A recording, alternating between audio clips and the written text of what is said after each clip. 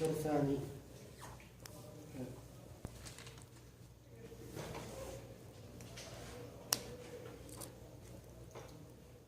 Learn about the anatomy of the pleura, right? You know the pleura are the serous membranes. Okay? So you can just consider to understand the anatomy of the pleura. So just the resemblance to, you can say it as pushing your hand into the balloon. So these pleural are the pleura cavities which are there in the either side of your thoracic cavity, means on right and left.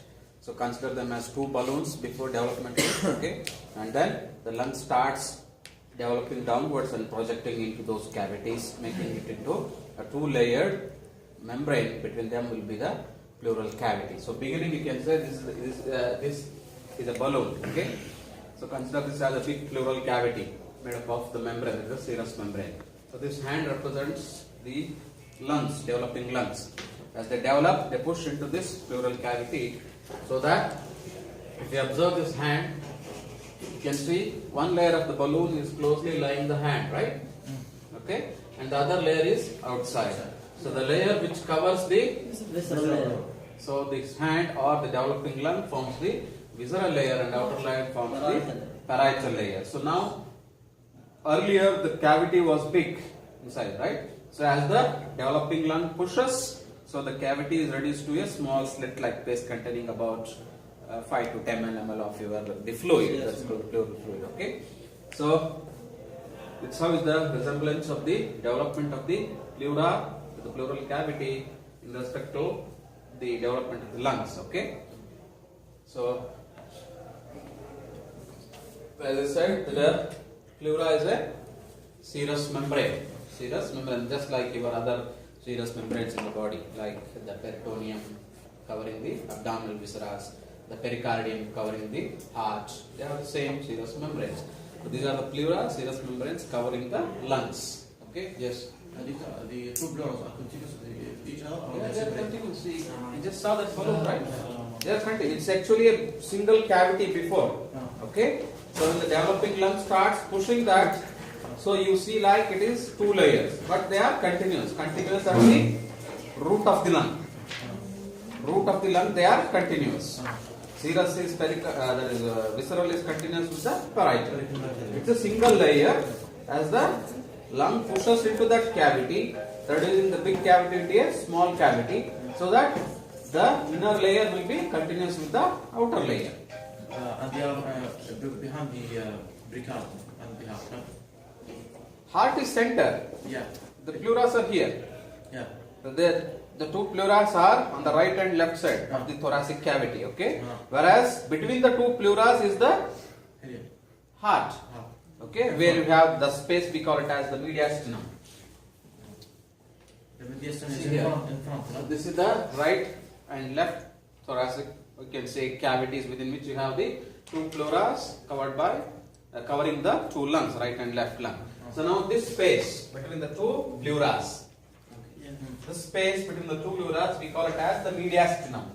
What we call it as? Mediastinum. In which you have the, especially the middle mediastinum. This mediastinum is divided into anterior, middle and posterior. Okay? Yeah. So the anterior, middle and posterior. So in the middle mediastinum, you have the situation of the heart. Whereas posterior, you have all those longitudinal structures going from neck to abdomen and from abdomen to neck regions, like that. Okay? Or coming to thoracic cavity. So that is the posterior mediastinum. There is a separate lab about the mediastinum, we'll learn that time. But what is mediastinum? It is the space between the two pleural cavities or the lungs, okay, covered by pleura. So here you have the situation of the heart, okay. So you got it now, yes. Okay.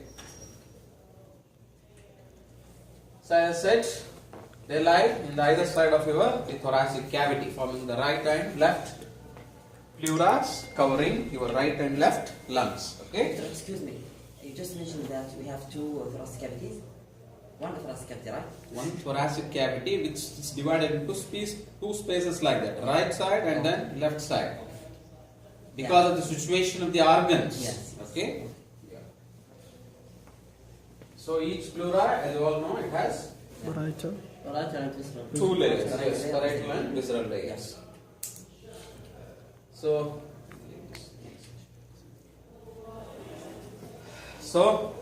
first let's start with the parietal pleura. So this parietal pleura lines the body wall.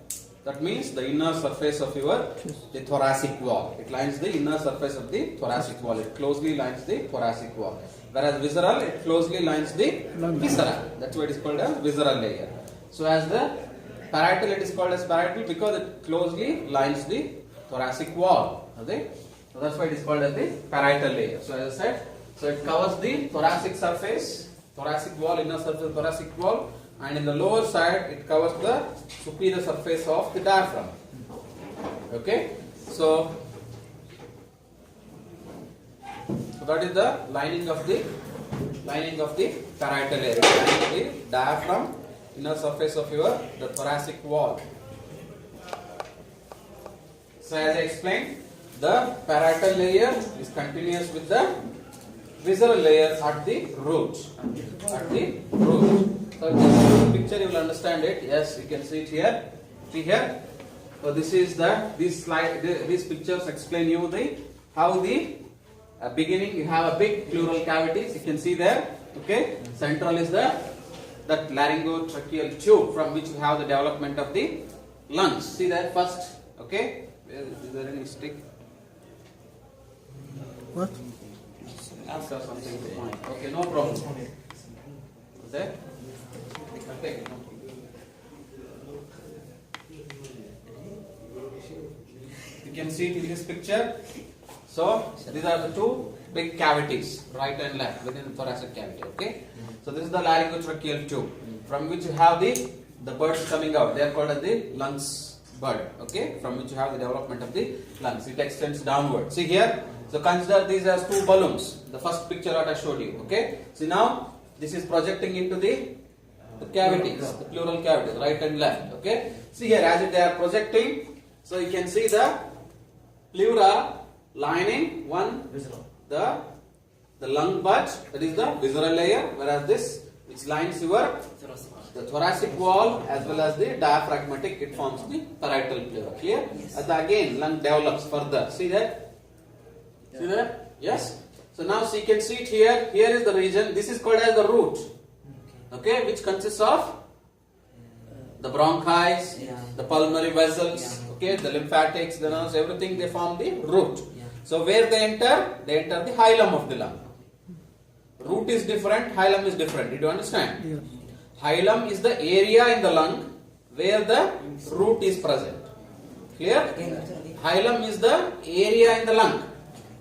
Okay, whereas root forms the structures which enter the hilum. Clear? Okay, so now at this root, or you can say the hilar area, the visceral layer, see here, it is continuous with the parietal layer. Did you follow? Yeah. So visceral layer is here. So it is continuous with the parietal layer. Where they are continuous? At the root. At the root of the lung. Okay, even they will be covering the root also. Clear? So that is how is the formation of the so beginning the pleural cavity is very big. They are called as coelomic cavities. Later, as the lungs fully develop, it is reduced to a small space between the visceral and parietal layer. Beginning you see only one layer. Okay, later it is turned into two layers. Okay, so even though it is a single membrane, okay, so this pleural cavity is reduced to a small slit-like place. What is the space? Clear? Yes, that's how the pleuras develop.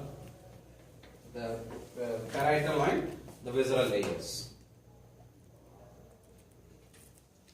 So visceral layer, the same points what I explained again. So it completely covers the surface of the lungs, and even it dips into the fissures. The fissures, oblique fissure, the transverse fissures. That divide the lungs into different lobes. So even it dips into the fissures. Clear?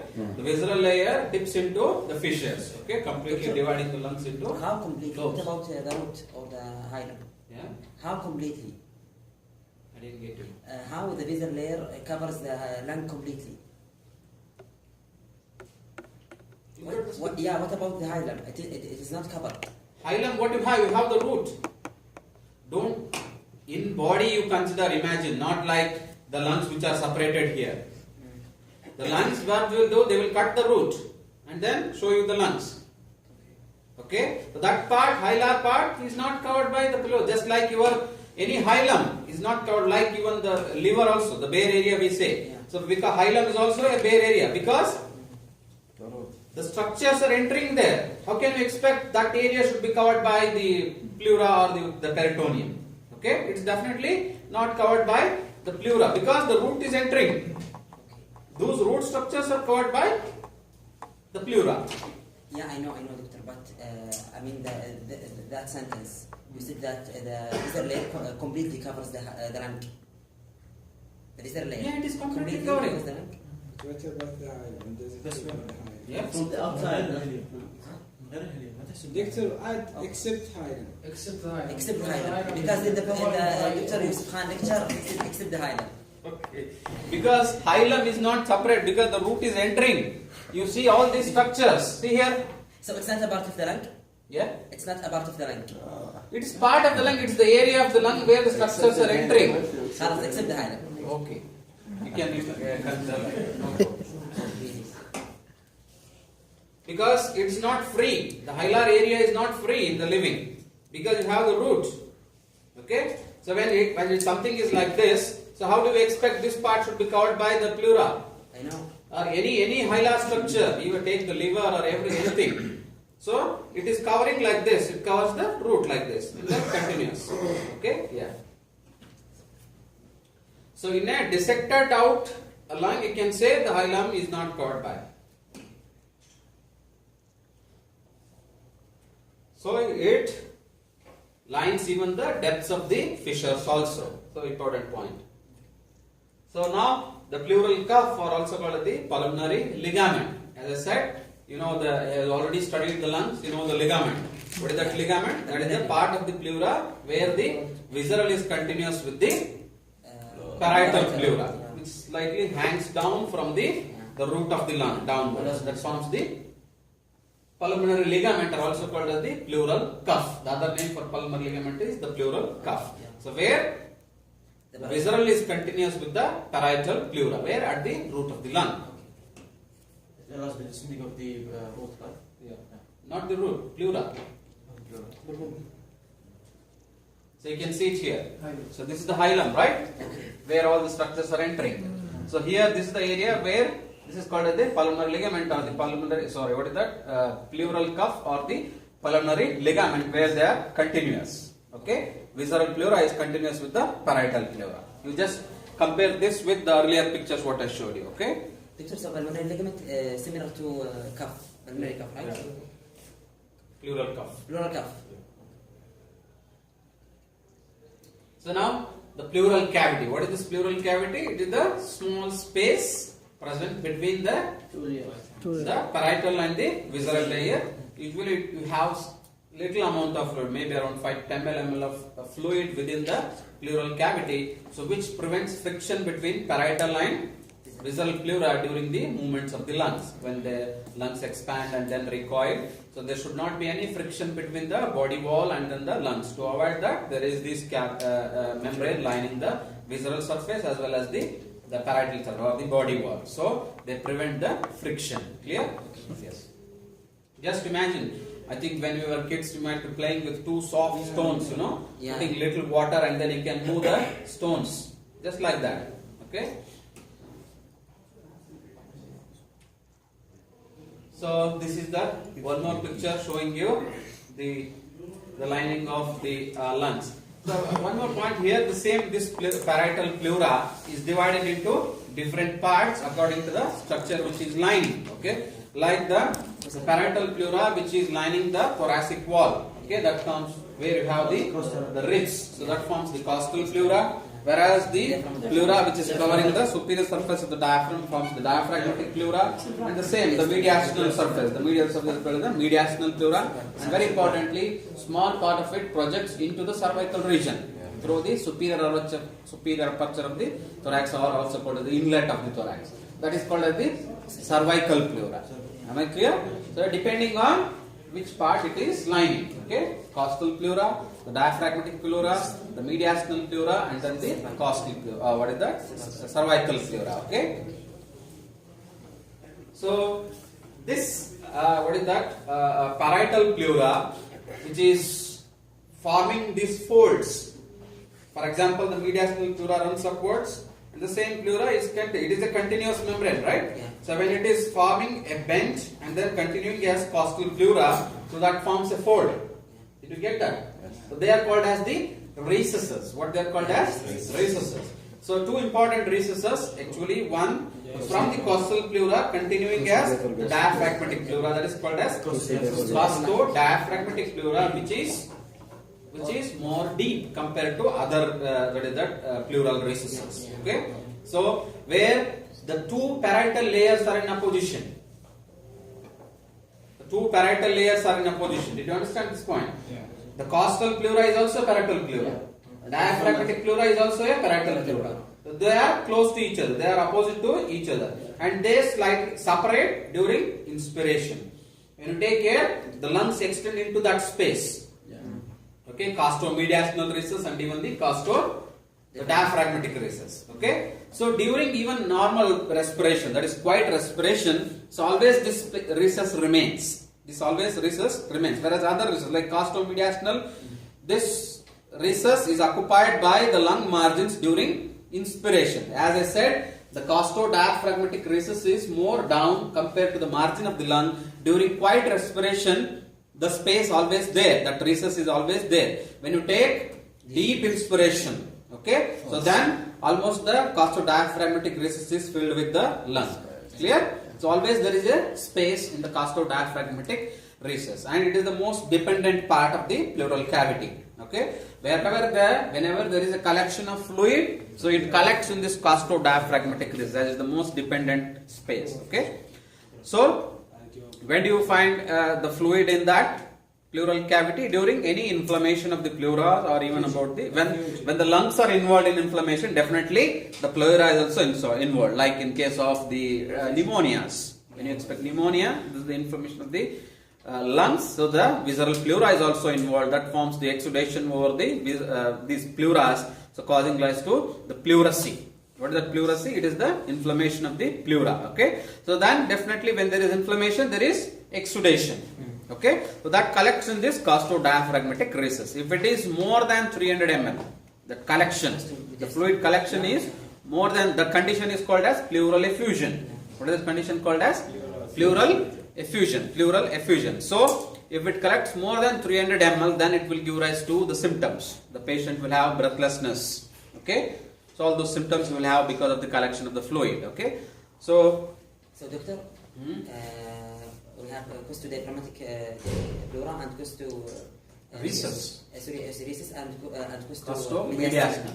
Okay, when the fluid is less, it won't give rise to any symptoms. So not collect there or in the costodiaphragmatic or costomediastinal. No, costodiaphragmatic only. Always. Yeah. What about the No. So it is the most dependent part. I said the gravity. It will not come here. Yeah. The fluid always will go down because of the gravity. It will collect in this space. That's what I said. Always the fluid collects in this diaphragmatic recess, costodiaphragmatic recess. Yeah. Yeah. Yeah.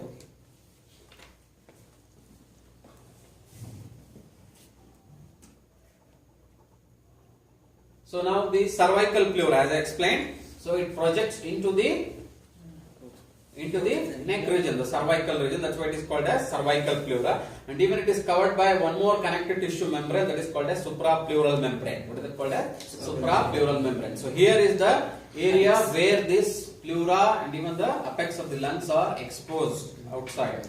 Okay, the injuries to the lungs and the pleura is very common in this area because everywhere it is much protected within the bony cavity. Here they are projecting outside. Okay, so any injuries here are common compared to other areas, the cervical pleura. Okay, so how exactly it is projecting? About 1 to 1.5 inches above especially the medial 1/3 of the clavicle. Medial 1/3 of the clavicle it projects upwards. Okay, so any injuries, any penetrating wounds, so they will be causing injury to the lungs, and even the pleura. Okay. So one more term here, like it may be called as pleural cavity or pleural space. Clinicians usually name it as pleural space, not called as pleural cavity. Okay, so it is almost the same, pleural cavity or pleural space. Don't confuse. See, you can see it here. So this is what forms the costo-mediastinal recess. Okay, which is little slightly bigger here in this area. Okay, because of the situation of the lung. See the costo-diaphragmatic recess. Okay, it's more and then whatever the fluid it collects in this recess. Okay, so you can remember one thing. So there is a difference of 2 ribs between the margin of the lung and the margin of the pleura. For example, in the mid-clavicular line. So the lungs are at the 6th intercostal space, okay, or again the 6th rib, 6th costal cartilage, whereas pleura is at the 8th. 8th rib, 8th costal cartilage, down. 2 rib difference will be there. Whereas the mid-clavicular line, the lungs are at the 8th, whereas pleura is at the 10th. Mid-axillary line. Okay, whereas the back is at the 12th, almost the 12th thoracic spine, you can see, covering even your 11th and 12th ribs also. Okay, so that we will study the last part, the surface marking. Okay, so you can remember 2 rib difference. Okay, it's a very important point clinically.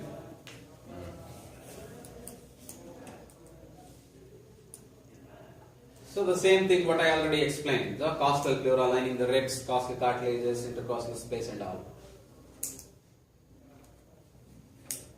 The diaphragmatic pleura, same, okay, covering the dome of the diaphragm. So you can see it here. See here? Here the parietal pleura covering the diaphragm is taken out. This is the cut margin, okay, covering the surface of the diaphragm, okay. So the diaphragm is cut, but what are the inside muscles? The diaphragm is cut here. Not diaphragm. The pleura is cut because they have taken out the lungs, right? To take out the lungs, you have to cut that parietal pleura, which is holding the lungs. So, after cutting the parietal pleura, the lungs are taken out to show you the domes of the diaphragm. See here, this is the heart. Where even they have taken out the heart to cut the pericardium, even they cut the pericardium. Okay, this area we call it as the mediastinum, between this vertebra and the sternum. This is called as the mediastinum, which is divided into the anterior, where is limited space. Okay, then heart is in the middle mediastinum, and this is the posterior mediastinum. Posterior, middle, and anterior. So this is what is the costo-mediastinal recess. You can see here. Yeah. Okay, where you have the anterior margins of the lung. Do you understand? Yes. So behind the sternum. Behind the sternum is the costo-mediastinal recess. Yeah.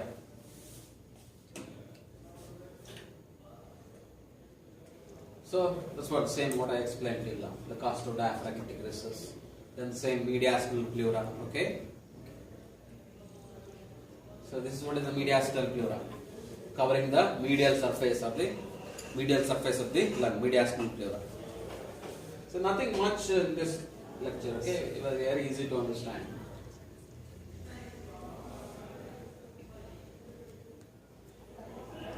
As I said, during inspiration, the lower margins of the lungs descend into the recess, but not totally. Okay, whereas during deep inspiration, that whole space is filled with the lungs. Again, one same picture. I think this is repeating. So now come to the nerve supply. So very important here. The parietal pleura, as it lines the body wall, so okay, as well as the diaphragm, the nerve supply will be same as the body wall and then the diaphragm. Okay, so costal pleura, as it lines the thoracic wall, so the same intercostal nerves which are supplying the thoracic wall will also supply the costal pleura. Do you understand? The intercostal nerves. Whereas the phrenic nerve which supplies the diaphragm will also supply the diaphragmatic pleura. That's the cervical pleura, the same intercostal nerves and all. Okay. So then the visceral pleura. the nerves which supply the lungs will supply the visceral pleura. That means the autonomic nerves. Whereas the parietal pleura are supplied by the somatic nerves. Did you understand? So as the nerve supply is same as the thoracic wall and the diaphragm, so the parietal pleura is sensitive to pain. Very important. It is sensitive to pain. So unless the parietal pleura is involved in any inflammation, the patient will not feel much pain. Okay? When it involves the parietal pleura, then he will have the pain. And why I am telling this point is very important, especially when you want to see, for example, there is a pleural fluid that is collection in the costodiaphragmatic recess. It is much more than 300 ml. It is causing the symptoms to the patient. Okay? You have to take out the fluid to relieve the symptoms of the patient, because almost otherwise the lung will go for collapse. Okay? So, where exactly you will,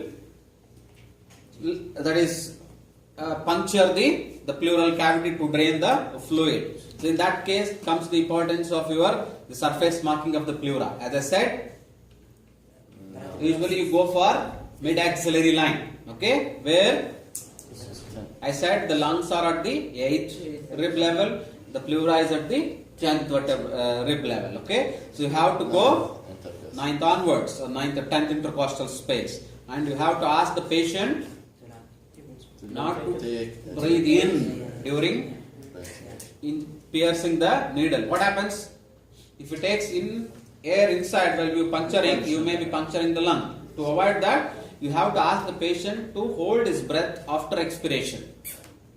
Okay, for few seconds. Okay, so by the time you can pass the needle and then start draining the fluid. Okay, so then you have to keep a bottle which is underwater. Okay, the other end of the tube. Okay, so that the fluid collects in there and no air enters into that. Okay, so that is the importance of the surface marking of the pleura compared to the lung margins. And next is, you cannot just take the needle and then puncture it, because patient will have pain. Okay, so you have to anesthetize. You have to give first the anesthetic agent like lignocaine, so that you will be breaking the pain pathway, so that the patient will not feel pain. So how far you have to inject the anesthetic fluid? You have to go till to the parietal pleura. You have to even anesthetize parietal pleura to avoid pain. Okay, clear? So parietal pleura also has to be anesthetized. Okay, to avoid pain. Clear? Yes.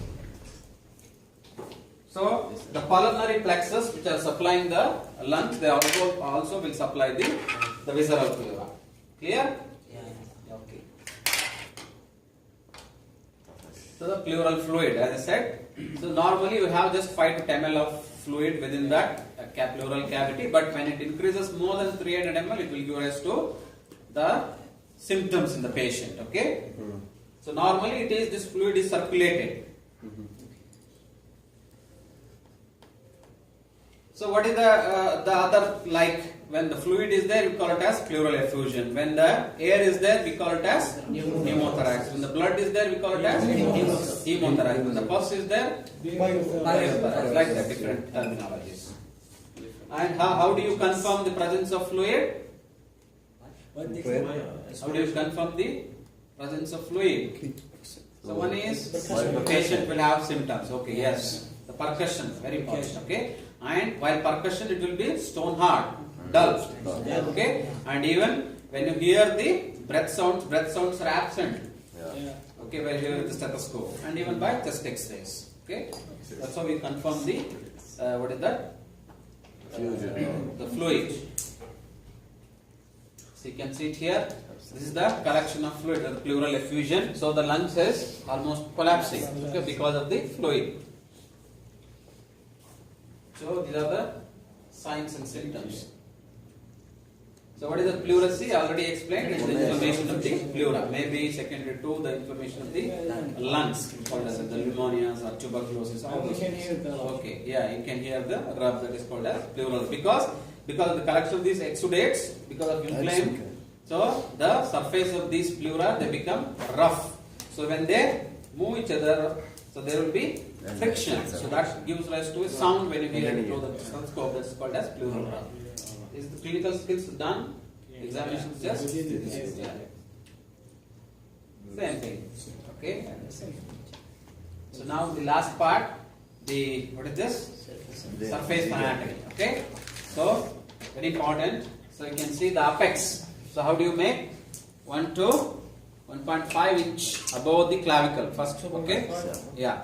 And if you look at the anterior margins, it is same as both the right and left side, except at the left one. So you have to mid sternal line up to the 4th.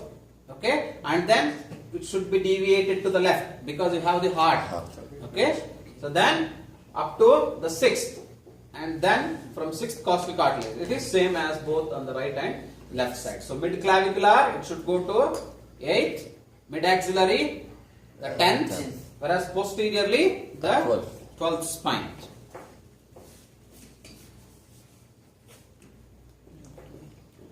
See here, the mid axillary line, lung margin is at the 8th, whereas the pleura line is at the 10th.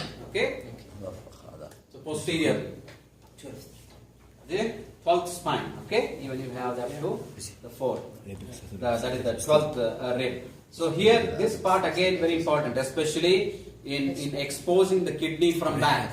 Okay, exposing the kidney from the back.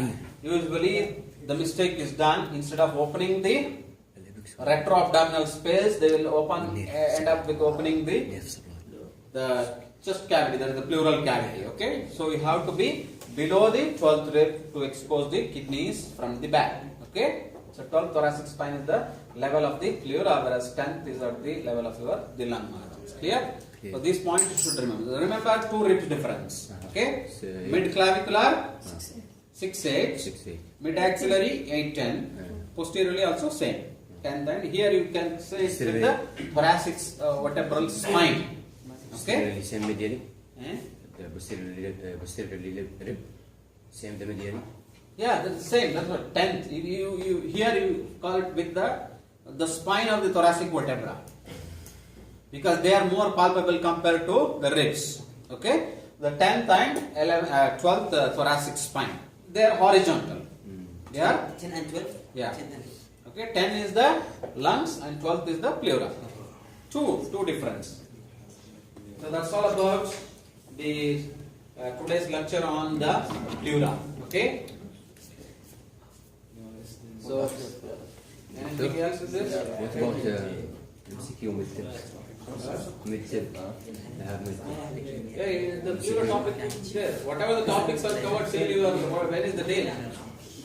Next law. No. So up to that time, what are the